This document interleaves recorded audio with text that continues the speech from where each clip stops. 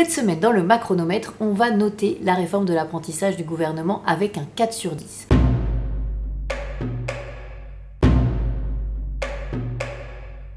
C'est qu'il y a trop peu d'apprentis formés chaque année. 421 000 en France, pendant qu'en Allemagne, ils en forment 1,3 million tous les ans.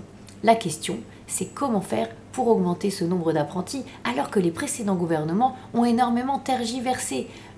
Nicolas Sarkozy avait baissé l'âge de l'apprentissage, François Hollande l'a remonté, Nicolas Sarkozy voulait augmenter les crédits de l'apprentissage, François Hollande les a siphonnés pour plus de 500 millions d'euros pour financer les contrats aidés.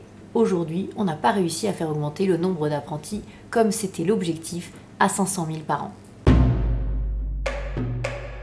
Dans ce projet du gouvernement, il y a de très bonnes choses. Par exemple, le fait que quand il y a un litige entre l'employeur et l'apprenti, ça ne se réglera plus au prud'homme comme c'était le cas précédemment, ce qui finalement dissuadait beaucoup d'entreprises aussi de prendre des apprentis. Il y a aussi l'idée de donner en open data, en ouverture des données publiques, l'information sur les débouchés par filière. Et ça, c'est fondamental pour permettre aux jeunes élèves et aux parents de décider de quelle va être finalement la filière d'apprentissage choisie pour leur enfant ou pour l'élève lui-même. L'autre mesure qui est intéressante, c'est la suppression des OCTA, ces organismes collecteurs de la taxe d'apprentissage qui finalement ne servaient pas vraiment à grand-chose. Et là aujourd'hui, ce sont les URSSAF qui vont collecter la taxe d'apprentissage. Il y a deux angles morts très importants de la réforme. D'abord, la question du temps de travail de l'apprenti dans l'entreprise.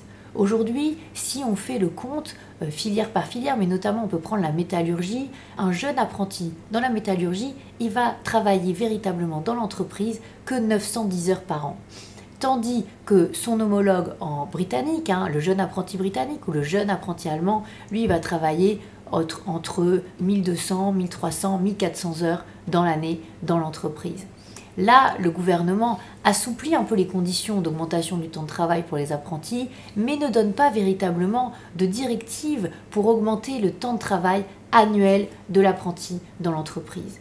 Et quand on fait le compte, on voit bien que entre payer un salarié au SMIC ou payer un apprenti, eh bien l'écart est très faible. On est à plus de 9 € pour l'apprenti et on se retrouve de l'heure et on se retrouve avec un coût quasiment similaire à une heure travaillée par une personne employée au SMIC qui est là toute l'année à temps plein. L'autre élément qui est absolument fondamental et qui a été largement reproché au projet de loi du gouvernement, c'est que finalement, on ne parle que des centres de formation des apprentis, donc les CFA, on ne parle pas du tout des lycées professionnels dans cette réforme.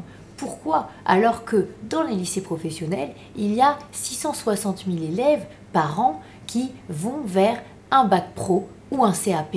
Pourquoi ne pas avoir fusionné les lycées professionnels avec les CFA? Les débouchés pour un apprenti après 7 mois, une fois qu'il est diplômé, quand il est sorti de sa filière d'apprentissage, sont de 77% d'insertion dans l'emploi. Le débouché pour celui qui a été vers un bac professionnel est de 35%.